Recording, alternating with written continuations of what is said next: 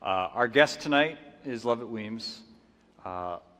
Lovett first taught me when I was much younger than I am now the importance of asking the so that question. We do this so that, because it's really easy to get mired down into the day-to-day habits of being a church and doing ministry. And asking what the purpose is behind what we're doing was a really helpful lesson to learn starting out. Lovett is also the professor that Hetty Culver had at Wesley Seminary. So he is a friend of Hetty's. And his daughter is now Hetty's boss in Florida. So if you're not nice to him tonight, there will be repercussions for Hetty, whom you care about. So I expect smiles, questions afterwards, all of that. Lovett is the director and the founder of the Lewis Center for Church Leadership, which is housed at Wesley Seminary. And he's a great guy, so welcome him up.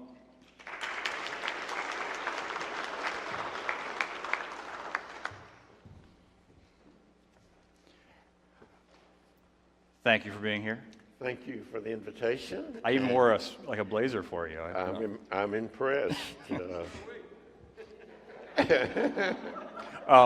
So, listening to the scripture tonight, it occurs to me that what God is doing by giving the commandments is constituting this people that he's freed as a congregation now. That he's forming them as a community that will be a witness to the wider world. And so I'm wondering, to enter the story through that lens, who are you?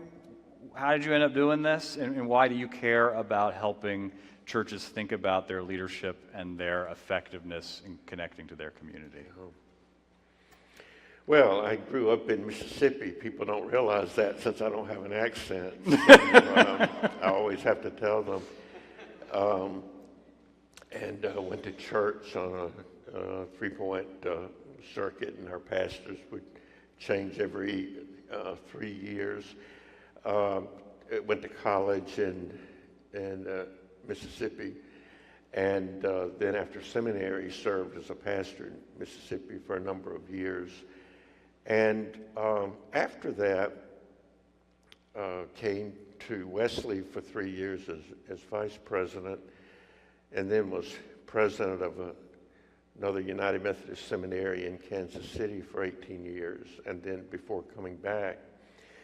But as with so many of my generation, my call to ministry came as a young person in the context of a congregation where the church really represented the best of everything.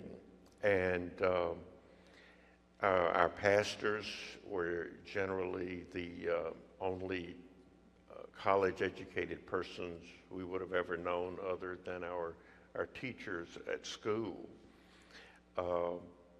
And I lived in the country, where in Mississippi that made a lot of difference, whether you lived in town or the country back in those days. So the church and what's today United Methodism has always set a kind of ideal and a standard that's been very important to me. So that's how I entered into ministry. But into the subject of leadership. Leadership had always been a nice word for me, but never did I really understand it until I became a seminary president. And the first 2 years, I spent night after night sitting with lay people from congregations, just listening to them answer the question, what do we in the seminaries need to know to prepare people who will be your leaders? And after 2 years of that, I looked back at all those notes, I thought back on all those conversations, and two things jumped out. I like to say that I don't have good ideas, but I recognize them very well. And that's what I was trying to do. I was trying to recognize them. And although I was looking for that that one thing, two things came. The first was preaching. In seminaries, it's easy to look at 12 or 15 different disciplines equally. People in the pews don't look at things like that. Some things are more important than others. Preaching was one of them. People are always talking about it. They were bragging on good preaching, and they were fussing about sorry preaching. They do that here. They were always talking about it. But the second thing took me a while to figure out because people weren't using language from our catalog. But it was the word leadership. It has nothing to do with style of leadership, certainly not an autocratic style. People don't want that. They're not going to put up with that. It has to do with what people feel they have a right to expect from someone who's in a position of leadership. And so that led me into the field of leadership, and I thought that, I had come up with this great discovery so I started talking with faculty about it, and talking with bishops about it, and talking with district superintendents about it, and it was like talking into an empty barrel. It was just an echo that came back. Now things have changed a lot since then. When I did my first book on church leadership, there were very few books on church leadership. They were on administration and management, but not leadership. Today, there are probably more books on church leadership than there should be. But what I've come to do is to try to look at the best literature on leadership from whatever field, put that alongside my own experience as a pastor and the biblical and theological tradition of the church to see where do these come together. And so out of that, to me, the best shorthand definition of church leadership that I've come across is from Scott Cormode, another professor, who says leadership is helping God's people take the next fateful step. And I like it for several reasons. One is that it reminds us that of all the thousands of things we don't know about leadership, there are a few that we do know, and one is it's always about a group. It's never about the leader. It may be a ball team, it may be a congregation, it may be a nation, it may be a choir. It's always about a group. Leadership is helping God's people. I think about it as the people God has given me. And helping God's people, the people God's given me, take the next fateful step. It may not be the greatest step. It may not be, for me, my personal priority. But for this community of faith, it's the next fateful step. And so that's part of that's where I've come in terms of the whole subject of leadership. One of the things you've written about is how, as a congregation ages and gets more established, it loses connection and familiarity with its surrounding community. And this is a congregation that is 60 years old, 61. And a lot of our founding members are gone now over the last couple of years. What are the questions that a church like this should be asking to take the next step and to stay connected? Yeah. Well, you're right. In the early days of a congregation and a church that's about 60 years old, you've got a lot of people that can help describe, and even some that can remember those days. Everything's very outwardly oriented. It's about developing relationships, being in the community, meeting people, bringing people together, keeping people together.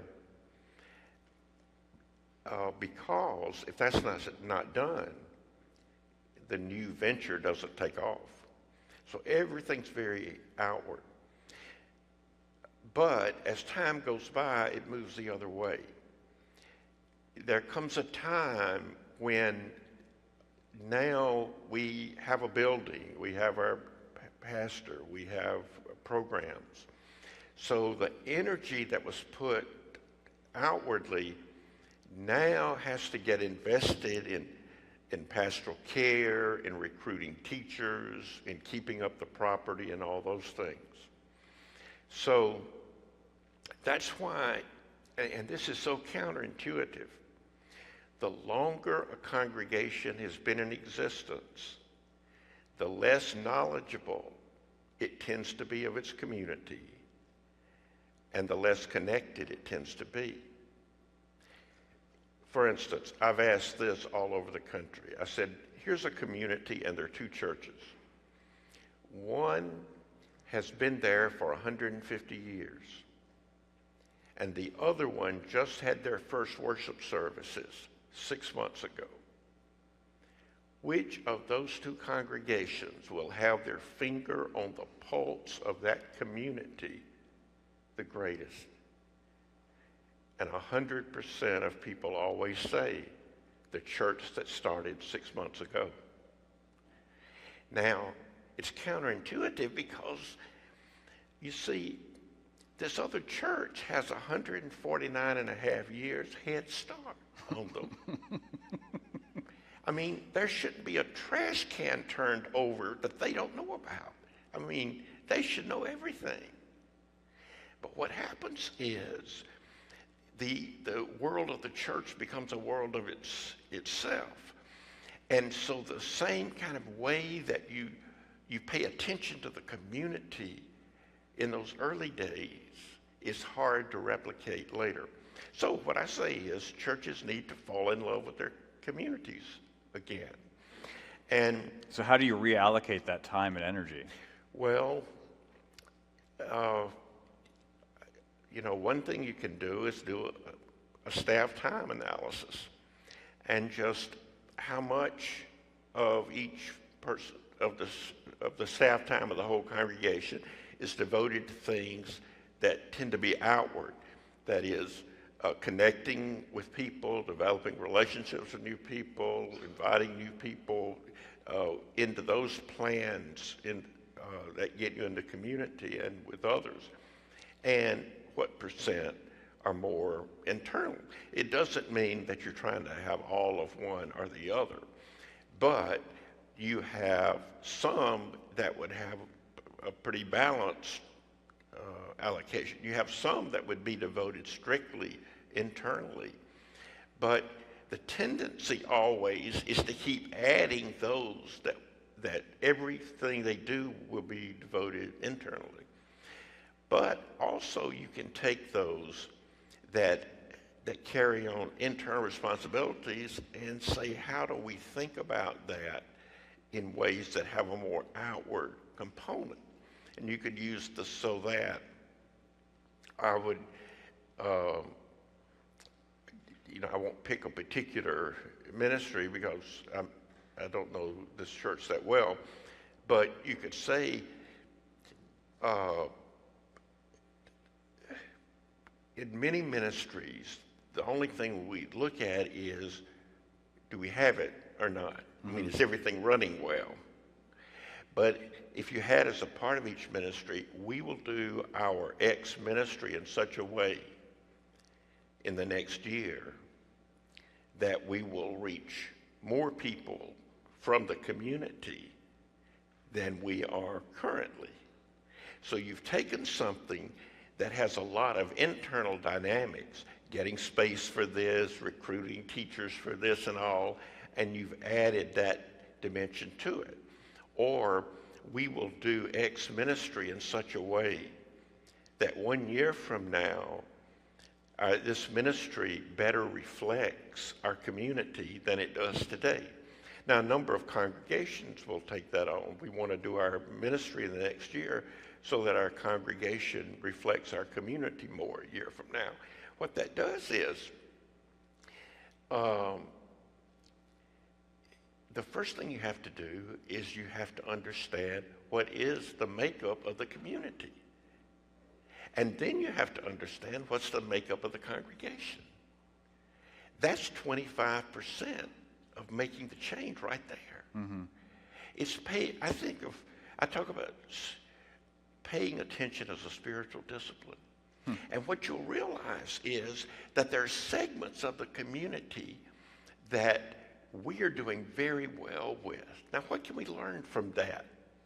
But there are others that not so well. But it's not that we aren't present at all there. So how do we talk more with those, and how do we build on it? Here's an example. Another church in Northern Virginia had, and this was several years back, but they had not had enough space for years and years. They finally had built a worship space, and they were very excited because really that had been their vision for about 25 years. But the population was growing, but they weren't. And so in doing an analysis, they realized that they had this gathering, had a group of about 100 people working to decide on their future.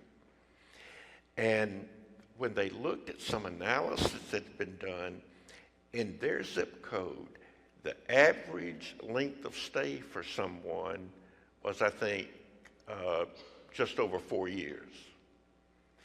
There were virtually no people in that group that had not lived there 10 years or more. Because, you see, they were a church of the community at that time, but that was a big difference.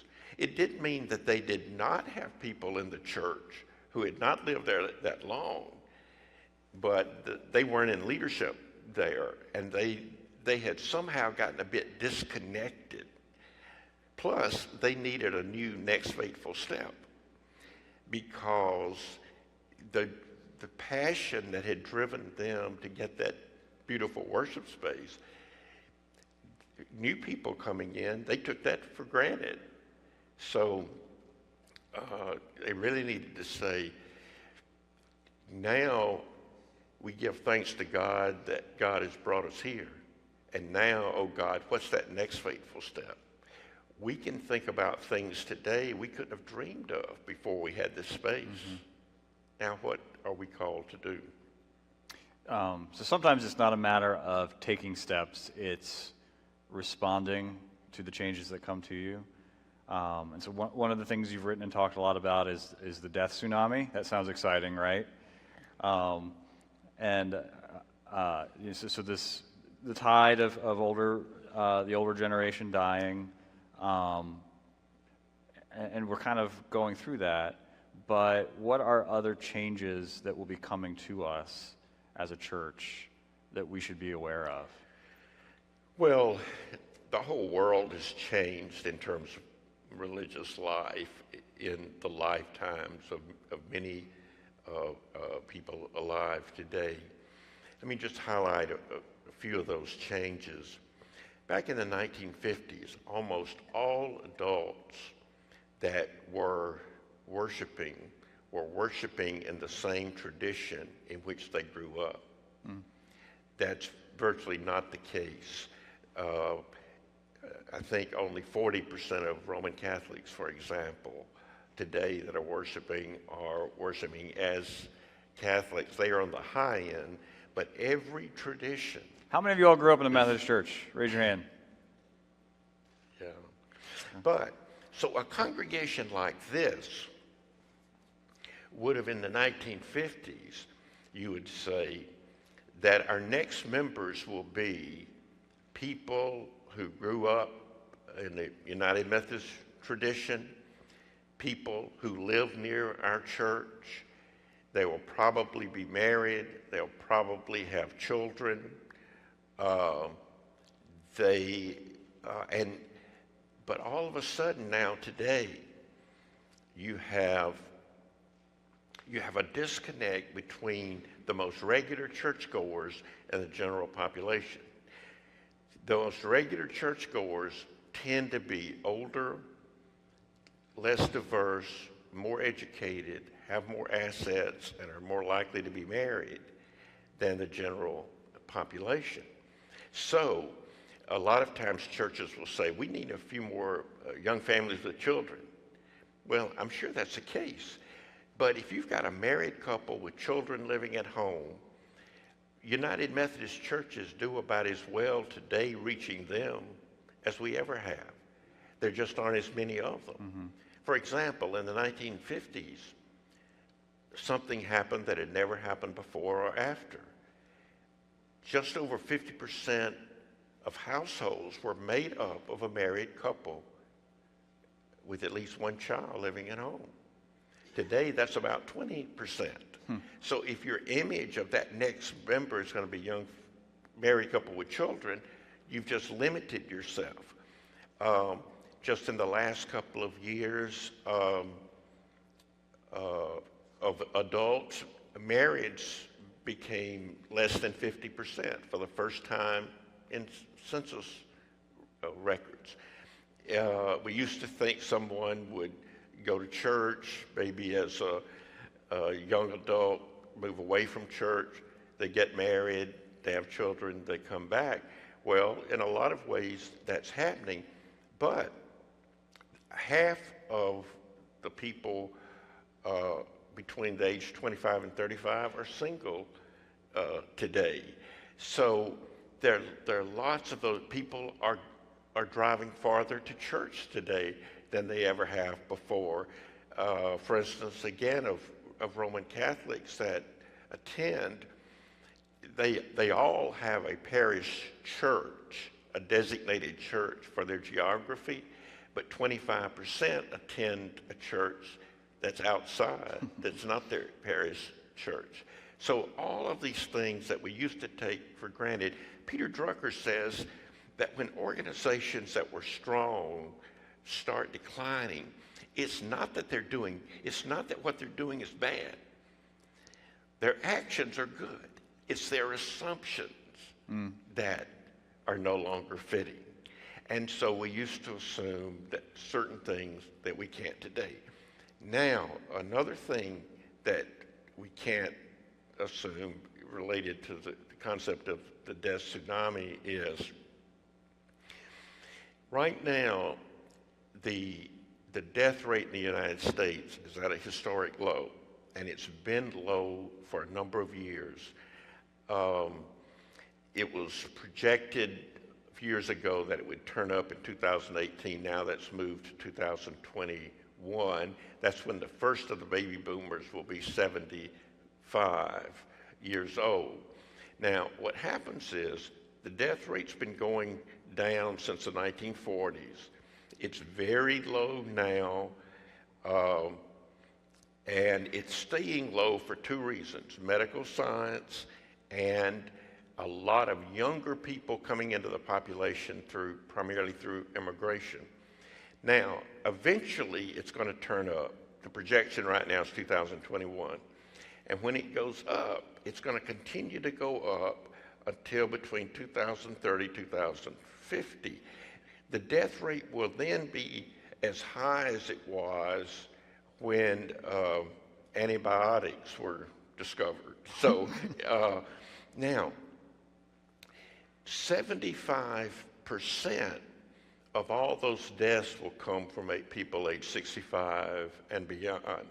And in the United States, almost all those deaths are going to come from whites and African Americans, because today, from the age 60 and above, the population of the United States is not particularly diverse. But from age 20 and below, it is radically diverse. So here's the dilemma for denominations. If a denomination's makeup, age and racial, had over these years matched that of the population of the country, there'd be a little blip, but not much, because it's not going to make that great an impact on the nation as a whole. But what's happened in a lot of denominations is that their makeup has continued to be older and whiter than the population, so they're going to be hurt disproportionately by that death tsunami. So what I've said is there's no future for any church in the United States that cannot demonstrate that it can reach more people, younger people, and more diverse people. And when I say that, a lot of times people, I can tell, they'll identify with one of those or maybe two of them. But my contention is we'll do all three, or we won't do any more. Or we won't do any of them. For instance, if we reach more people, they will be younger, because there aren't any older people than regular church attenders. I mean, it's the oldest age cohort in the United States right now. If we reach younger people, they will be more diverse, probably because of that. If we do reach more diverse people, they are in all likelihood going to be younger. So this has to be seen together. That's I could let you talk all night. Is there one last thought you would want people to take home with them in thinking about, you know, how do they participate in the life of the church moving forward? Well, part of it is, I think the idea of the next faithful step relates to us personally as well as organizationally.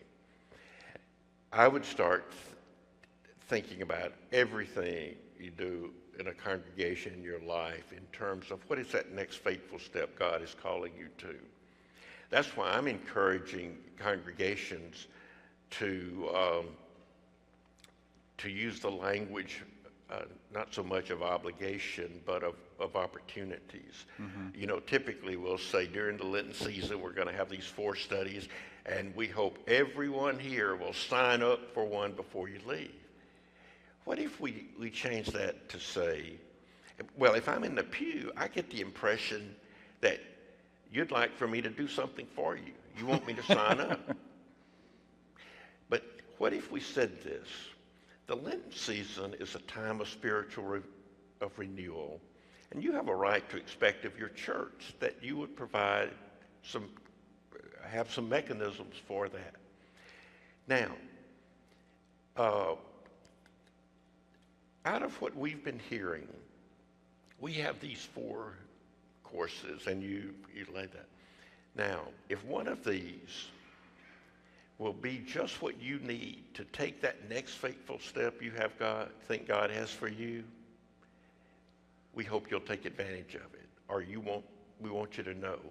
So let's say one of them is being a Christian parent. That you say, you know, some of you say you think it's harder to be a parent today than it used to be. Well, it may or may not be. But in any case, if you'd like to be with some other parents to study this, we're going to have this for you.